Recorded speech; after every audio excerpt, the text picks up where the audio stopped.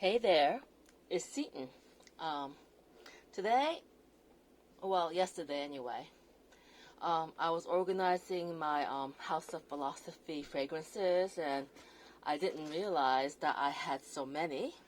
So before I packed them away, I decided to show you what I have, and expand upon some of the scents that are not that popular, that is still readily available, and that you don't really find that much information on.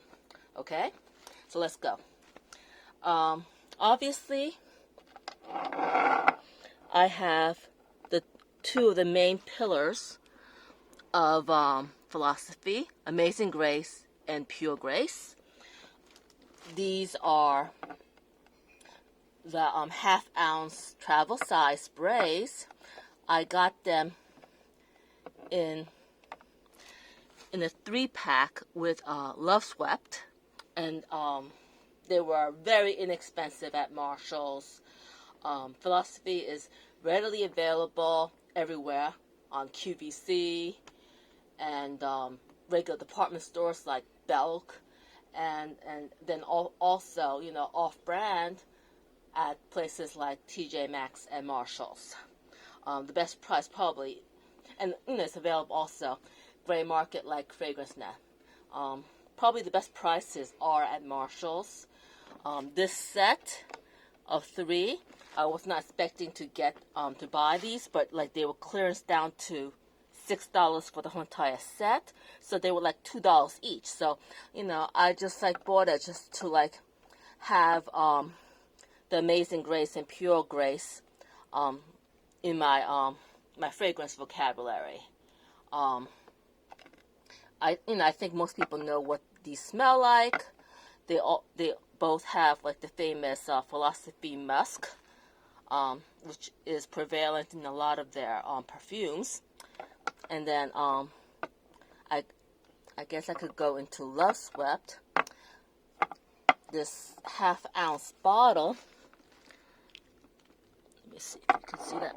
This half-ounce bottle is a very simplified version of the regular 2-ounce bottles that they have, like this one. I think it normally has a heart on the label, but this one doesn't. Anyway, this is a fruity, floral fragrance, very light, that's supposed to evoke passion, hence the name Loveswept. And they really took it to a very literal place by incorporating the accord of passion fruit. Okay, so and this turned out to be one of maybe 2 fragrances that I could wear that has the accord of passion fruit in it, because I really dislike passion fruit.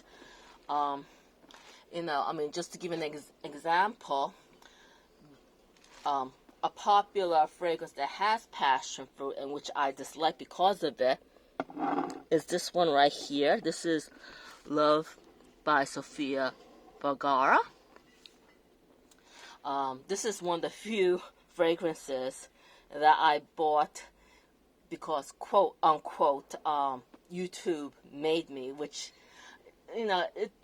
I wouldn't say so. It just happens to be in the back of my mind, and I might have had to add in a small something to get free shipping, and then this just happened to be there. But normally I would not go out of my way to get this, and my instincts prove correct, because I cannot wear this. I think this is not a bad fragrance, but the passion fruit just ruins it for me. Passion fruit to me is this sickly, sour licorice note, and it's just so pungent that it just overtakes everything. I smell the coffee note in the Love by Sofia Vergara, but I can definitely, all I smell is pretty much the passion fruit, and it makes me ill. Okay, now the passion fruit in In the Loveswept, I could definitely smell it, but like it's so, it's so light. I mean, like these fragrances, according to QVC, you could like spray it like a zillion times, and it won't be overwhelming. And it's probably true for this too, because it's so light that like, while I can smell the passion fruit, it's like a pleasant, fruity fragrance. I don't really love fruity fragrances, but I could wear this obviously because there's actually a dent in it, which surprised me.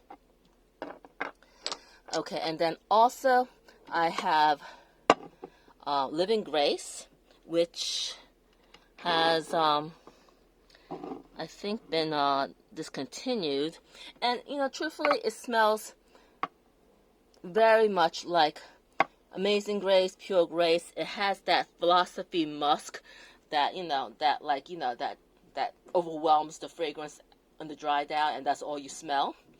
This one actually has neroli, 3 notes: neroli, lily of the valley, and musk. And you do smell all 3 notes, but the philosophy musk overtakes it, so that's all pretty much you smell after a while. But it's not bad. Okay, and then also have Pure Honey and Tea Leaf, which is from a limited edition collection. These are basically solely notes. This one's just honey, and this one is tea. I think they're supposed to be layered. You're supposed to layer them with like other fragrances, and I think they're great if you layer them.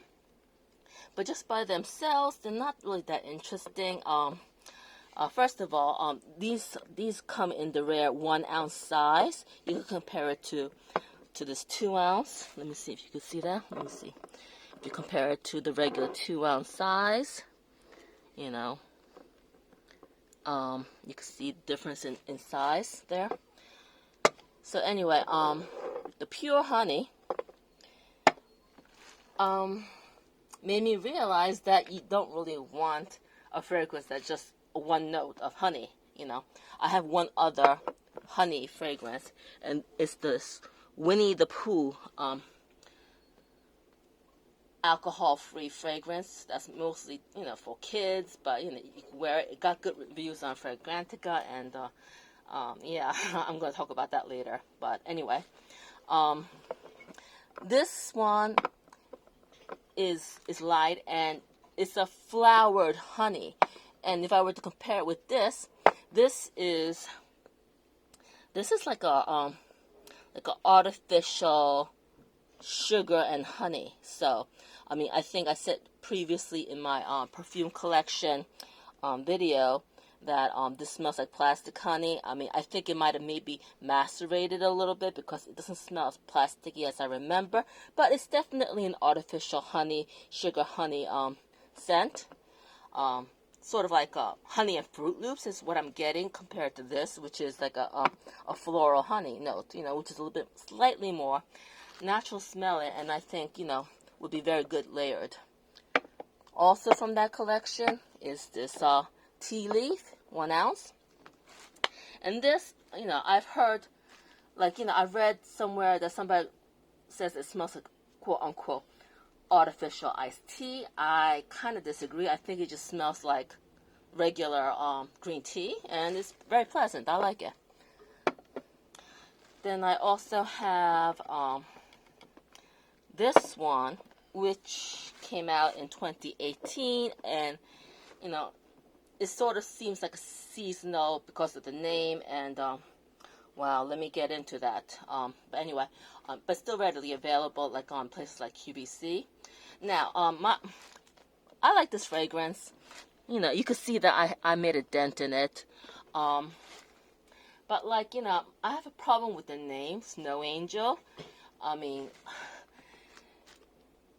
if you didn't know what was in this juice, which I will tell you about later, and it was named, I don't know, CK20 or some sort of generic name, you would never get the sense of quote unquote snow angels, quote unquote fallen snow. It's like a very pleasant, almost summer-like airy fragrance, you know. I mean, the accords in it are air accord, melon, jasmine, apple, and musk.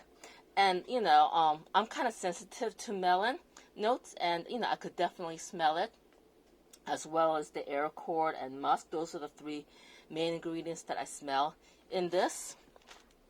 And, you know, I don't really get, you know, snow from melon, and jasmine and musk, so I really don't understand the name for this. But other than that, it's a nice fragrance, you know. If you find it for, like, you know, like an inexpensive price, you know, you could definitely pick it up. It's quite enjoyable.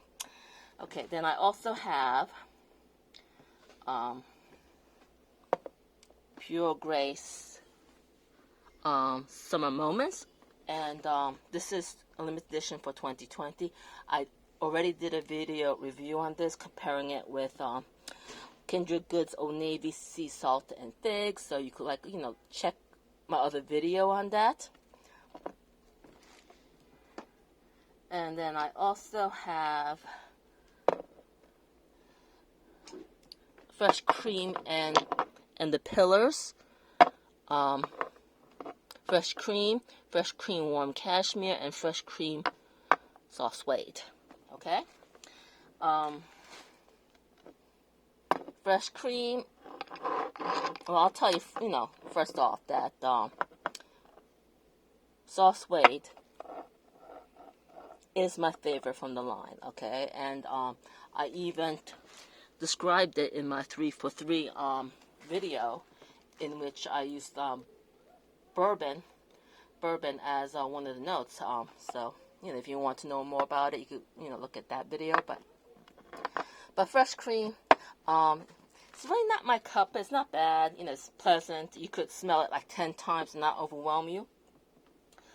It smells like sweet milk to me. And, you know, if I were to describe it, it would be, you know, you pour cold milk into a kid's cereal. You eat all the you know, the Fruit Loops or whatever. And then you just have, like, the milk at the bottom of the bowl. You smell the milk in that bottom of the bowl, and that's what this smells like. It smells like sugared milk, okay? Which is fine. It's not my, like I said, it's not my cuppa, but I think that it would be very pleasant if I were to, like, you know, layer it with something like the fresh pure honey, you know. I think that would be great. There's, like, a lot of things that you could do with that. I think this is mostly a layering perfume. And then this one is Fresh Cream Warm Cashmere, which I believe is the most popular of the line, maybe. And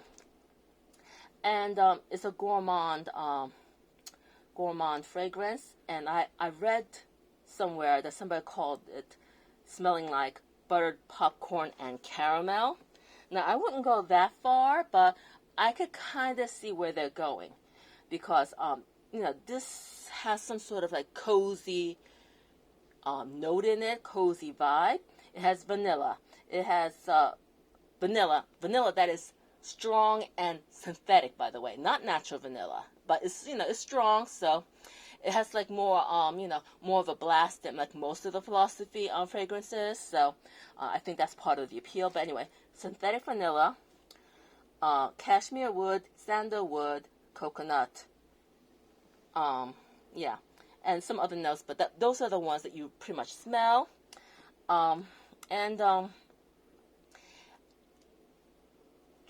Yeah, so it doesn't quite smell as sweet as the dry. The dry down is very sweet and gourmand, and I think part of the appeal. But, like, you know, even with that, I still like the Fresh Cream Soft Suede better. I think the dry down on this is even sweeter than the one in the Warm Cashmere, and it has that leather rubber accord that is weird, but gives it some, you know, that extra something, along with the bourbon, the caramel, the amber. I mean, there's something, you know, addictive about it, and the dry down is sweet and gourmand, and I think it's the best of all three in this line, the dry down on the soft suede. So that is 11 that I showed you. I actually have 12, but the 12th one is at my parents' house. It's sweet vanilla fig.